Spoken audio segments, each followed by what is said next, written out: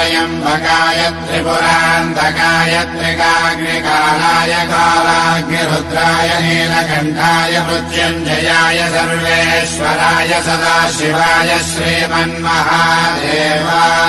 नमः।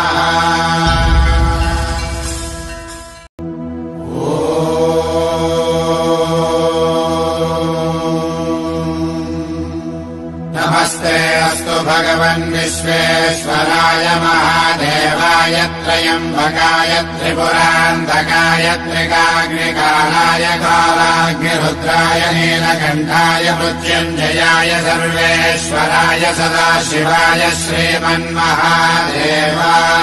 नमः।